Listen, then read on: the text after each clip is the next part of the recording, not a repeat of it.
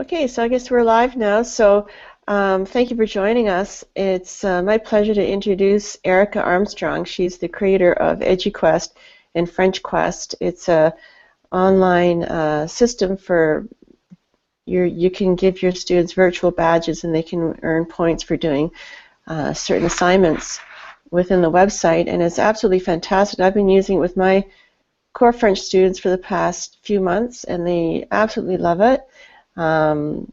They are learning French independently, which is amazing. I've basically flipped my classroom. I've created videos, and they can watch the videos, and then they complete tasks based on the videos, and they also do some projects on their own, all kinds of tech projects. And I'm going to pass it on to Erica to explain more about EduQuest and FrenchQuest and how it all began, and then she's going to screen share and show us exactly how it works. So it's all yours, Erica. Go ahead. All right. Well, thank you for joining us tonight. And I just wanted to mention there's a Q&A section where you can ask questions. So don't hesitate to interrupt or let us know if there's something you're curious about. I developed FrenchQuest first as just a response to my needs as a teacher. I wanted my kids to be independent and to kind of direct their own learning, but I needed a way to keep track of it too. So I use this for 2 years now. This is my second year. And it's been really fabulous. Just like Sylvia was saying, the kids are learning really independently. And as a teacher, it really helps me keep track of their learning and what they've done, and it's pretty neat that way. Let me turn on screen sharing here and I can show you.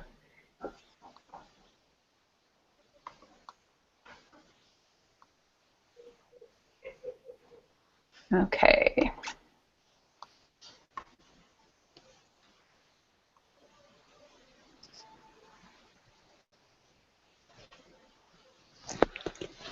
All right. There we go. Are you seeing my screen? Yep. Yes, I am. Awesome. So I just wanted to show you my class's FrenchQuest site to give you a picture of what it's all about. This is a site. The kids all have an account and they can all log in. And then basically they have this achievements menu where I've created all these different badges based on things I'd like them to learn. So just to give you a sample,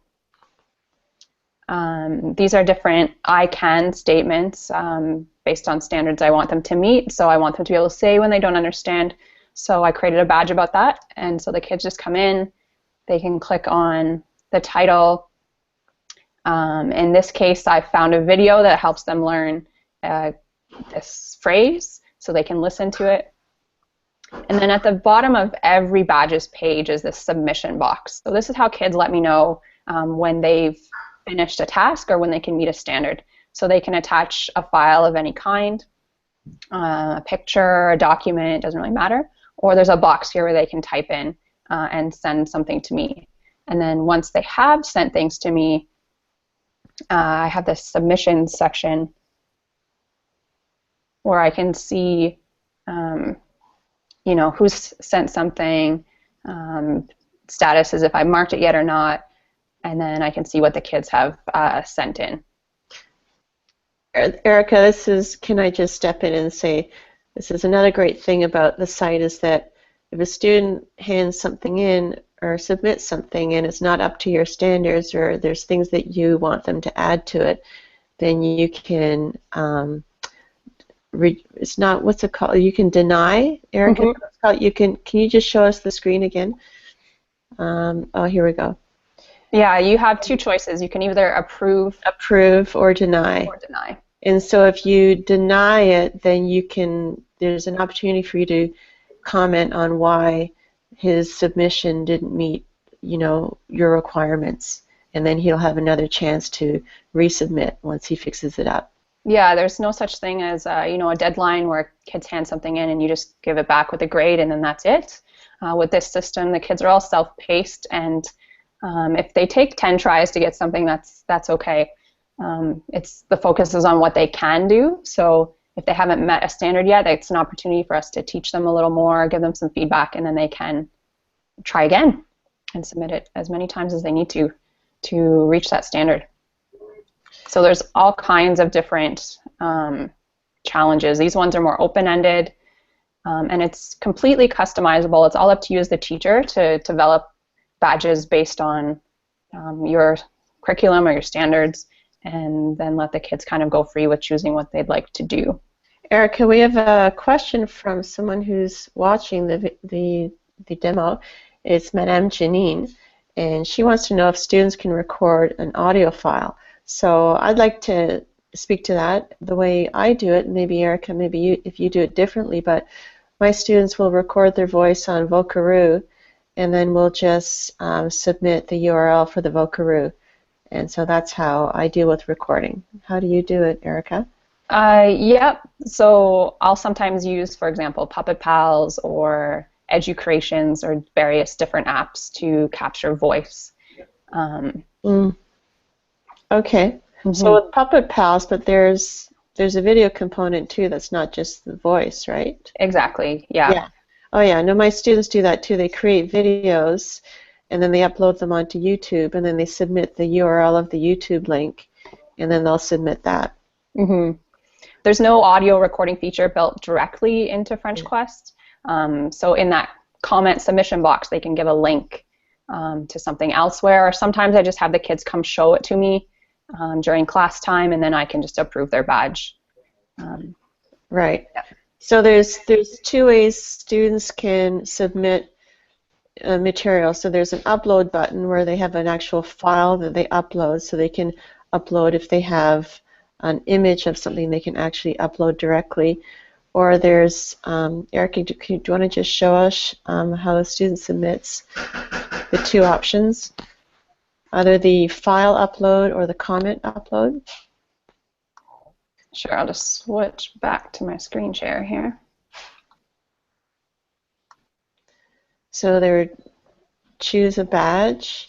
So then they can either choose file to upload an actual file, or they can, if it's a Vocaroo, for example, if they just have the URL, or if it's a YouTube video and they have the URL, then they would submit it right there and then click on submit.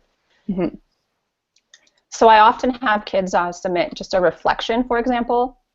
In this case, it's a game inventor badge, so they've created this board game or whatnot. Obviously, they're not necessarily handing in the board game itself, so I have them as their very last step reflect about something and hand that in. So they're not always handing in the actual product itself. They can hand in a picture of it or just, a paragraph about their learning. The other thing I love about this website is that they earn badges and they earn points, but the other students don't see how many points other students have. So the only person who knows how many points you have is the teacher and the student himself. So it's not a competition to see who's got the most points. I mean, they can get a little bit competitive. This is a feature I use, but that Sylvia doesn't use, and it's completely up to you whether you want to use it or not. But there is this site-wide activity feed, which lets students connect across the whole network, so not just within your own class, but between classes as well. And so it does kind of broadcast and let people know when they've reached certain achievements. Oh yeah, I guess I've turned that off then. So yeah, it's completely up to you as a teacher to turn it on or off. In my case, it does broadcast to each other, when they've achieved something. But my kids aren't competitive about it. I make sure to make that a part of my classroom community, that it's not about competing with one another. It's about setting your own goals and competing with yourself and achieving your own goals. So I haven't found it's been an issue. If it did turn into an issue, then I probably would disable this so that they weren't, being competitive in that way. Can I ask a quick question? Absolutely. And sorry for my ignorance. And maybe I should have looked a little farther into this before I joined here. But here's my question. So, Erica, you have this wonderful FrenchQuest, and this is this is your own site. This is it's offered as a, I would look at your site and be like, that's great, and I'm going to create my own. It's a templated thing that I can pick up and use part of. Help me out there. Yeah, that's exactly it. If you sign up on FrenchQuest in particular, you get a French-related template. And then there's also EduQuest. So EduQuest I created just in response to, there are teachers out there that aren't French teachers but wanted to use this concept. So eduquest.ca is the exact same concept, just not French specific. So it's a template you start out with that you then customize and add your own badges onto. Everything is customizable, so if you don't like how I've worded something, or you want to add in your own contact information or whatever you'd like to customize, you can, but it's definitely started for you, so you don't have to begin from scratch. Mm-hmm. Have you had people? I mean, is there an age? I teach 4th grade, so and we're in a one-to-one site, iPads. But I'm wondering if you've noticed it's been more successful with a certain grade level. Have you seen it be successful with kids at the elementary age level? Yeah, my students are in grade 4. Oh, well, there you go. I've used it with students starting in about grade 3 and upwards. I teach students right down to kindergarten, but I find they need to be pretty confident readers before they're really independent with this site, because they need to be able to read the directions for each badge and be able to respond that way. So I haven't found it that successful with my younger ones. I haven't really tried with my grade 1s and 2s, but grade 3 and up has worked quite well. Yeah, I use it with grades 4 and 5. I haven't tried it with 3s, but the 4s love it and the 5s love it. Erica, do you want to show us how, as a teacher, you can also go into each student's account and take a look at the badges and the points they've won? Sure. That's a nice feature as well. All right, switching back to sharing. So the front of the website, which is what we've been looking at so far, is what the students see, but as the teacher you also have access to the behind the scenes, the dashboard, and it's based upon WordPress. So if you've used WordPress before, it would be very familiar to you. If you have not used WordPress before, it's a little bit of a learning curve at first, but it is quite powerful. The tricky part at first is just getting used to all the options. Because everything is customizable, there are many, many, many options, and many of them you don't necessarily need. So it's just a matter of getting used to where things are. Yeah, and Erica is available 24/7. If you have any questions, I don't think she sleeps. I usually message her on Twitter, and she responds within minutes if you're having any kind of issues. Yeah, I'm here to support you. I want you to be successful with this, so anything I can do, I'm here. And you have videos too, right, Erica? It's a tutorial. Can you show us where those are? Oh, there it is on the left, video tutorials. Yeah, there's tutorials about how to use WordPress to get familiar with it. And I also have a YouTube channel with some other videos too. But basically, the heart of this whole thing is this Badge OS section. That's what this is all based upon. And so this is where you go if you want to add new badges or customize things. You can see the student submissions in more detail here. I showed you already the front of the website where you can see submissions, but you can also see them in more detail here. And I could click on any student's name and see every submission from this particular student, which is kind of nice. It's great when at parent-teacher interviews, you can show this to the parents and you can click on them and you can show what the students have submitted. And like you'll notice this one right here, it has a little 7 in the comment thing. That means that there's been 7 comments back and forth between me and that student. So you can see the whole conversation trail of feedback and improvement, which is nice. I can also, go ahead. The kids, in order to use this, the kids need just a link to your website. They need a WordPress. I mean, is there an account that they would need to set up through WordPress, or is it just a link? They just need to know the website address. So in my case, my kids all know to go to armstrong.frenchquest.ca. I create the accounts for my students because I want them to have a consistent pattern in their usernames and passwords. That way I'm not spending any time every class resetting passwords or anything like that. So in my case, I use the students' first names for their username, and their password follows a consistent pattern too. so they're not forgetting them all the time. I'll show you in a minute how you create student accounts. It's easy and it does not require any personal information, because I know that's a concern for some. I'm going to run, shut my door quick because it's getting rowdy in the hallway at the end of conferences, but I'll be back in 1 second. No problem. So this is a view of like a class list, for example. And I can see at a glance how many points my students have. So right here I'm noticing right away I have a couple of students with no points at all, so that's a concern to me. So I want to be spending some more time with those students and supporting them and helping them get up to speed. Sometimes it's because they're in the middle of a longer term project that's well underway and just hasn't finished yet. But at a glance I can see, you know, for example, the student here obviously has way more points than most students, so she's well on her way. So it is a quick at a glance way to know how all your students are doing. And then for any student in particular, you can click on their name, and then when you scroll down to the bottom of their profile, you can see exactly everything they've earned. In the case of the student, it's a lot of things.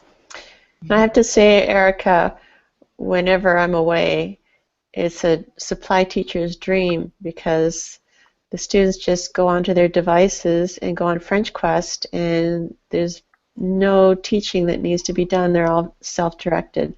I was away today, and I know they were doing FrenchQuest today, and I know that there would be no problems whatsoever with the supply teacher because they're so engaged in what they're doing. Mm-hmm. Yeah, I was away today too, and it was just business as usual. Yeah. Which is nice because the kids don't have to do busy work or, you know, something just to waste time while you're gone. They can actually just keep on with their work. Mm-hmm. Which is great. Mm-hmm. I just noticed a question. Do students need an email address? No, they don't have to have an email address. You can put in an email address in the system, and that will send the kids notifications. But it's totally not necessary. You don't actually have to provide any personal details at all. The only required information is a username and a password. And the username doesn't have to be their real name. It could be anything at all. And of course, same with the password. It could be anything at all.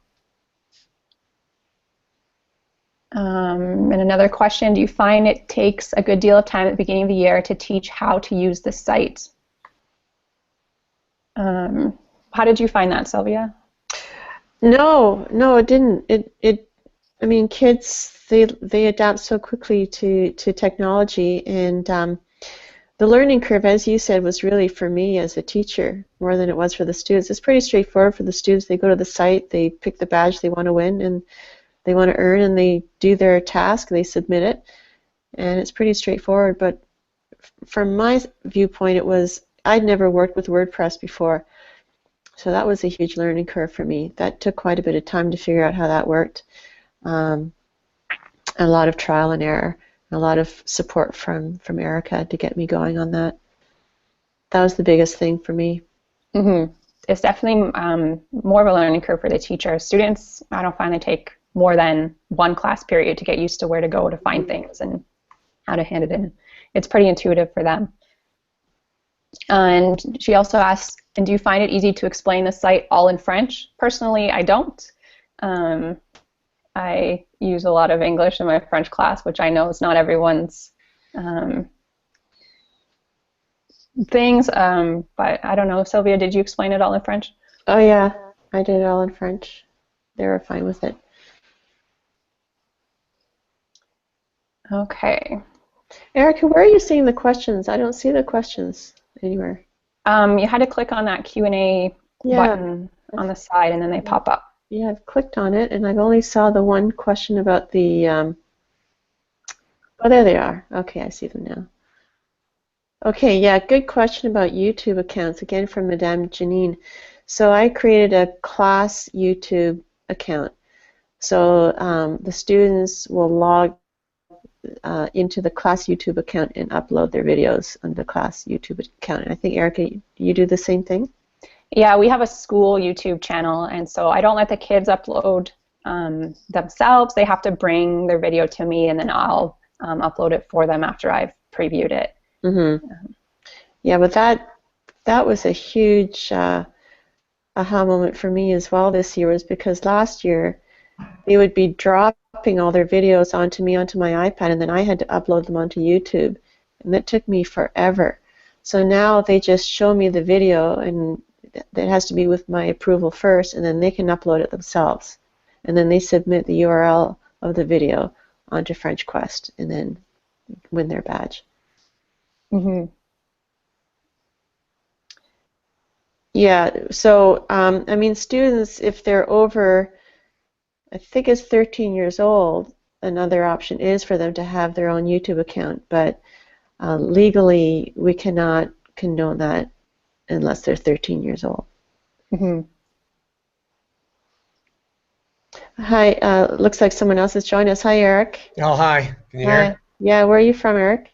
Perry, Michigan. Awesome, awesome. Right there. Okay. Have you tried gamification with your class, badges? No, I have not. I've been talking with a friend of mine, Dean Meyer, who's really big into gamification, and him and I have both also got into the Breakout EDU movement. Oh, yeah. Phenomena, and so between several conferences ed camps and things we've been to in the last couple of weeks, we've been spending way too much time away from our other priorities and playing with these ideas. Right. He's done several. He's from Langsburg Elementary School. He's a 5th grade teacher, and he's done several badges. But I have not done anything. I teach K-4 technology.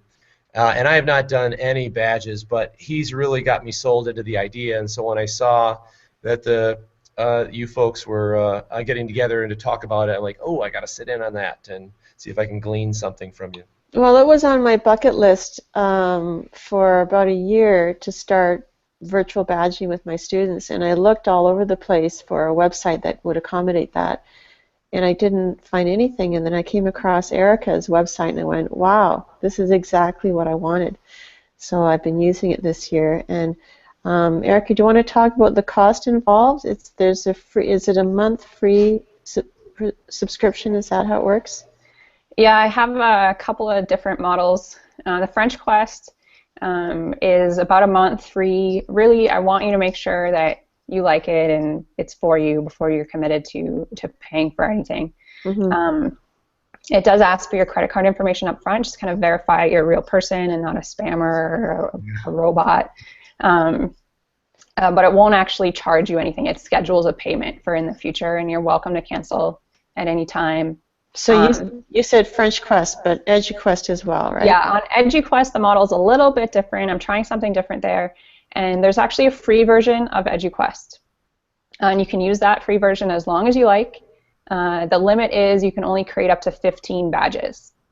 Once you want to go above 15 badges, then you kick in with the monthly fee, which is $10 Canadian a month. And so with the exchange rate right now, that's not a bad deal. And it's unlimited students, right? Yeah, there is no limit to the number of student accounts you can add. There's no quota on that at all. So what if a teacher like in Eric's position who has quite a few students? Yeah, I have 452 students this year. Okay. So I'm quite familiar with people in that kind of role, and so there's no quota at all. I have about 300 of my students on my badging site, so that's not a problem.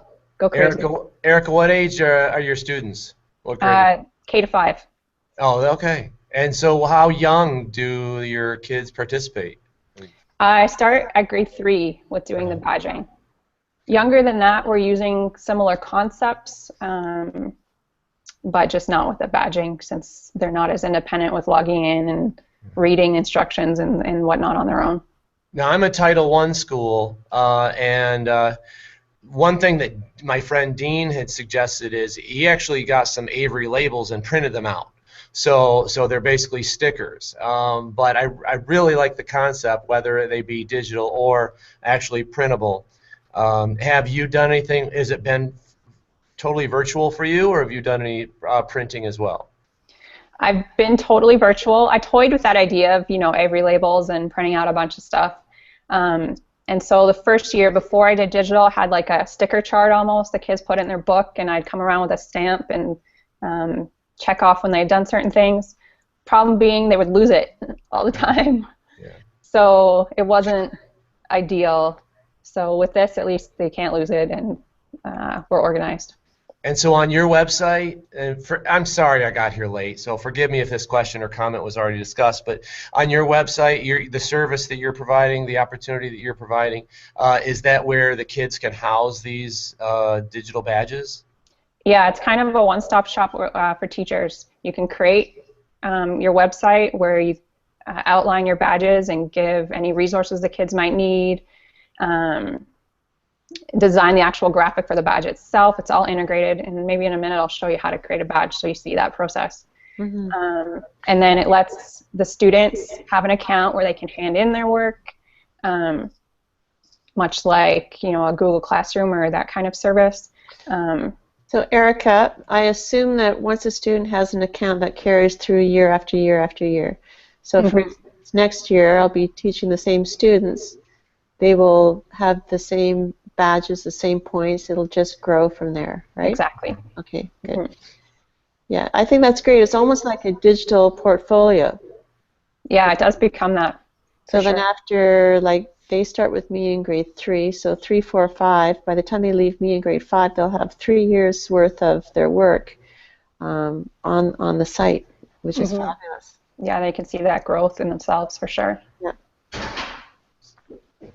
So you said there was a free site. I mean, I'm at your website now. It says, although I don't know if I'm getting everything loaded at the very moment, you need to put in a credit card to get the free site as well? Are you on eduquest.ca right now? eduquest.ca/pro-site. Yeah, that's the right place to go. Looks like it's just not loading it completely yet, so we'll see how that goes. Okay, well, I'm definitely going to check it out and see what it is here. Yeah. Why don't I screen share again, and I can show everyone the process of actually designing a badge. Thank you. That would be wonderful. Which is kind of the trick to the whole thing. Okay, here we go. So I'm just going to switch over to a demo site that I have.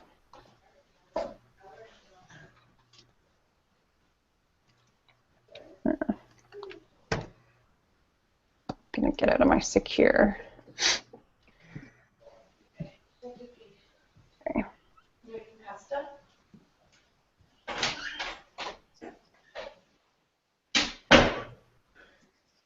All right. So this is just a demo site I have to play around with. This is the dashboard again, and the Badge OS section down here is where all the magic happens. I don't like setting up the drawer shut. No, I want it open. All right, so here we go. Switch over to badges. All right, so I have a few badges I've already created in here, but if I want to add another one, I just click on Add New. And this is the basic process. So I give it a title. Right here, you can add any information the kids might need. You can embed a video, embed images, embed documents, put links to anything. So any instructions the kids might need can all go right here.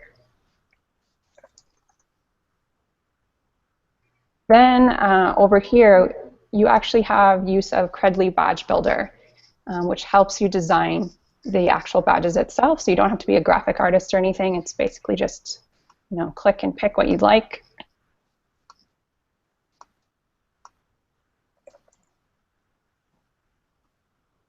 So you can make things look as pretty as you'd like. It's like you've done this a time or two before. Yeah, I have, a few times.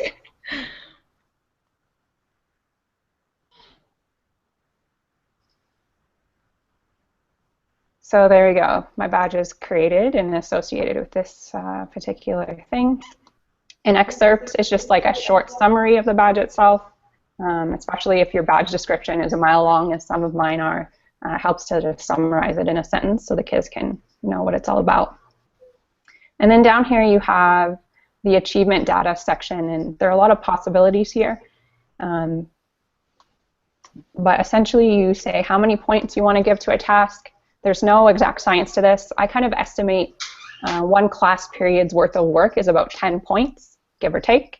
So if a task is going to take kids, a whole week of school, then maybe it's worth 50 points. But you can kind of bribe kids to do certain things by upping the point totals, or you can play around with that as you go, and you can always edit later.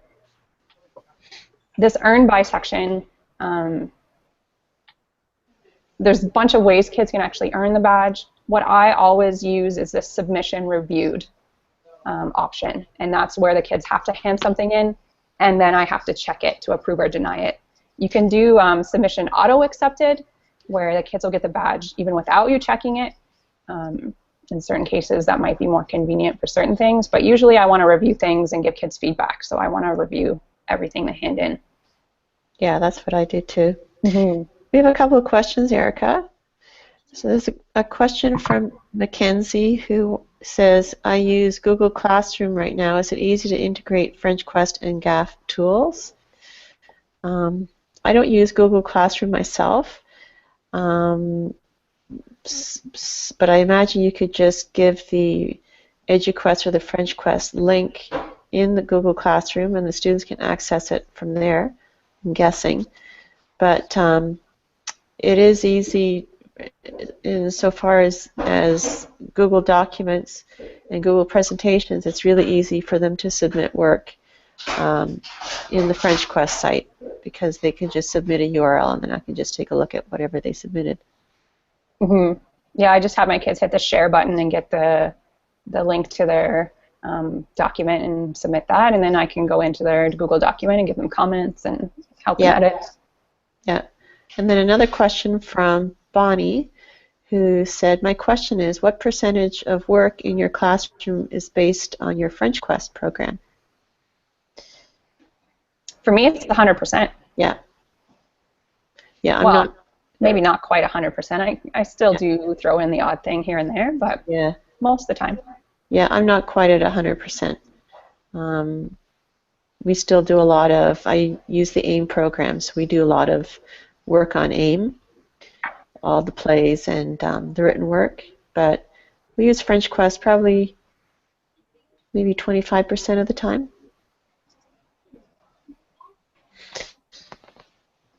Yeah, I do like conversational speaking at the beginning of every class. Yeah. Before we delve into FrenchQuest. But in a 40-minute period, I try to give the kids 20 to 30 minutes to do FrenchQuest. Yeah. And then Madame Janine comments, I wonder if this will work, if the students will work on this over the summer, which brings up another excellent point. I'm sure there are a lot of teachers. I know I've been in this situation where parents have said, well, what can Johnny do to improve his French, or what can Johnny do to, what kind of extra supplementary material do you have for Johnny to work on at home? And so I've put lots and lots of activities on my FrenchQuest site so that students have that place to go to if they do, or if they're so inclined to work on extra stuff and to learn more vocabulary. So that works really well for me. Mm-hmm. Yeah, I do a similar thing. I don't assign homework in particular, but oftentimes I'll catch kids online in the evenings or on weekends or over Christmas holidays. They go on the activity feed section and they'll chat with each other in French, which is kind of cool. Mm-hmm. Or they'll be handing in things and submitting things all the time. Is there a way to kind of prioritize things that kids need to do first, or have like one badge dependent upon earning another badge? Yeah, absolutely. If there were skills that build on each other? Yeah, you can set up like a progression if you'd like to. I don't in particular. I kind of let kids jump all over where they'd like to go, but for sure you could. Yeah, because there's the, I forget now the name of it, but there's the, it's the quest, it's the mission, and then within the mission there's different challenges, right? So you could put like 5 or 6 challenges, and they'll get an individual badge for each challenge, and once they reach, you can determine if they accomplish 5 challenges or 7 challenges or 10 challenges, then they get the badge for the mission. So you can do it that way. Mm-hmm. And in the badge settings, when you're creating one, there is an option called completing steps where you could actually outline, you have to do these badges in this order. If you did want kids to do something like in a real specific order, you can definitely arrange that. Or sometimes too, I just tell kids, they still follow my instructions when I tell them in class. So sometimes I'll say, this badge, you should really do this one. Just do this one first before you do something else, and they will. And Madame Janine has asked, how often do you allow class time for working on this? So Erica, how much class time it's most of the time in class, isn't it? Yeah, for me it's daily. Well, in a 5-day week, we'll probably do FrenchQuest 4 out of the 5 days. And then within a 40-minute period, at least half the period. Yeah, I'm not quite there yet. We're still doing a lot of AIM-related activities. Are there any other questions? Well, I have a question, if you don't mind. I'm still not conceptualizing this. So they do a task or a series of tasks, and they earn a badge. And then how is this badge actually delivered to them, and how do they show off their digital, their badges? How do they say, look what I earned, Mom? How does that look? Sure. I'm signing up as we speak, but I'm still not there yet. Let's turn screen sharing back on. Okay, so let's just say this is your class website.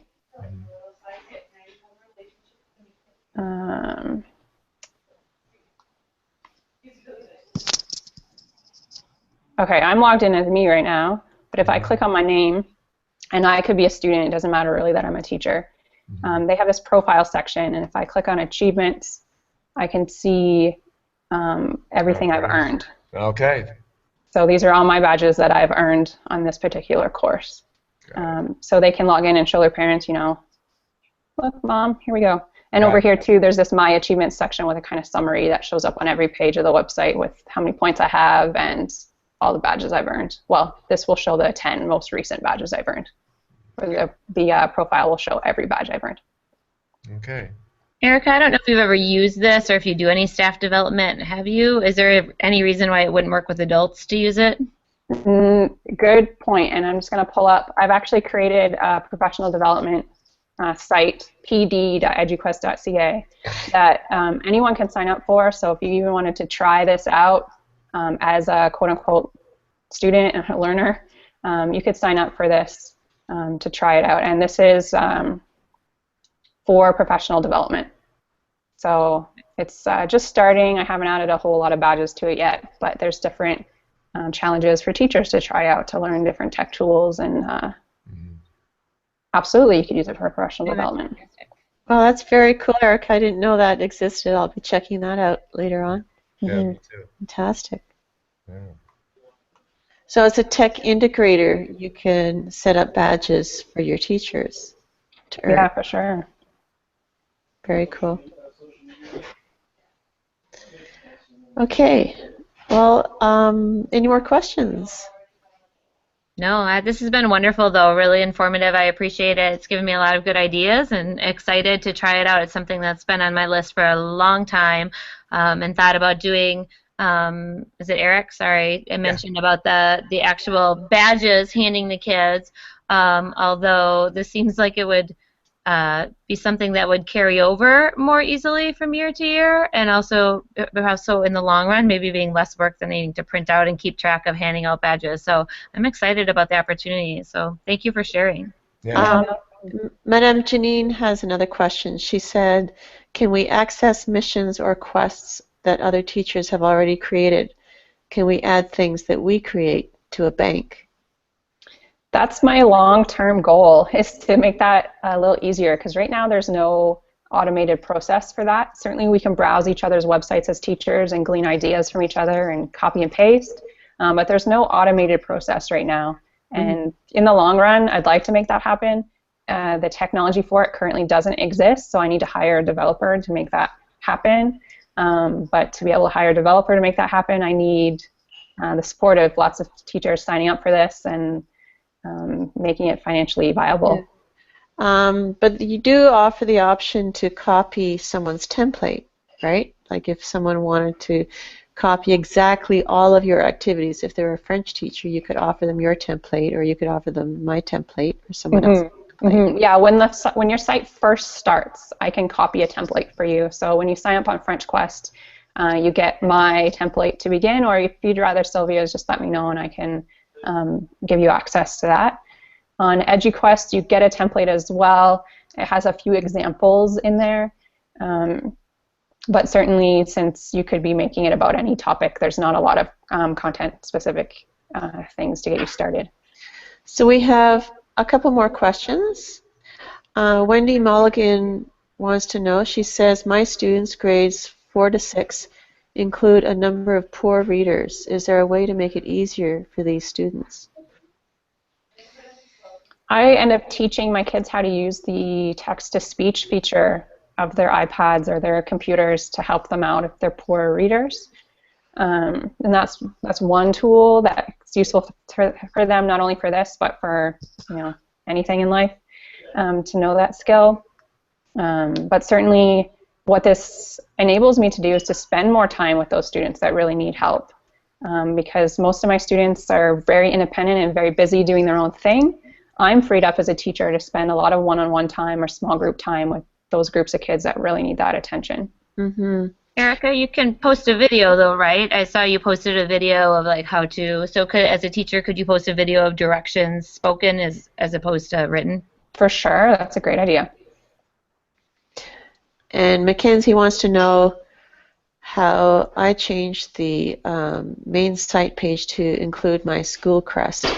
And I think you showed me how to do that, and I had problems with it, and then you ended up going in and fixing it. So that's something that Erica can definitely help you with.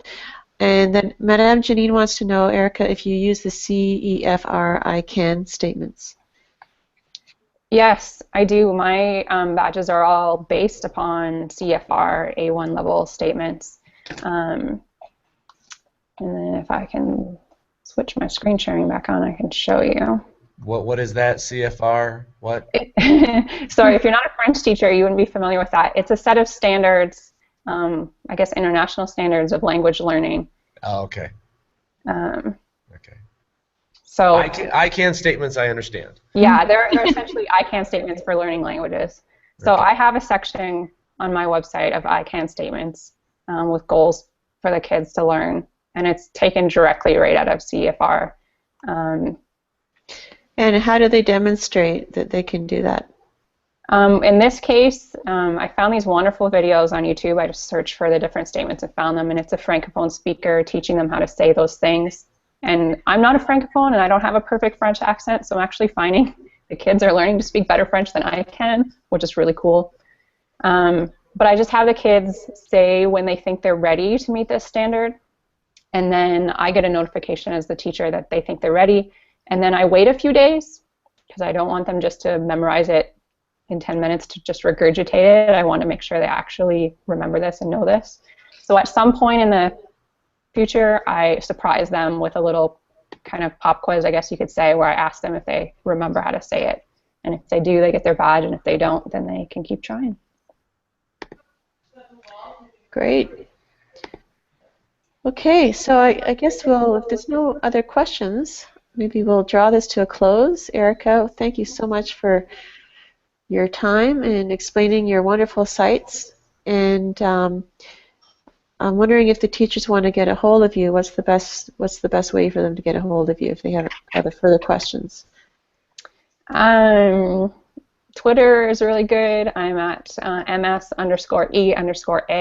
on Twitter. Or you can email me. I'm at ericaleearmstrong@gmail.com. It's spelled ERICALEE Armstrong@gmail.com. You know what? How about I'll put your contact information on the event page so that perfect. Yeah, that's great. That. Okay. So thank you for joining us, everyone. It was a pleasure to meet Kristen and Eric. Thank you. Thank you. Thank you very much. Yeah, Thank you for coordinating this, Sylvia. I really appreciate it. It was great. You're welcome. Good luck with your conferences. Thanks. Thanks, Erica. Thanks so much. No problem. Okay. Good night, everyone. Good night.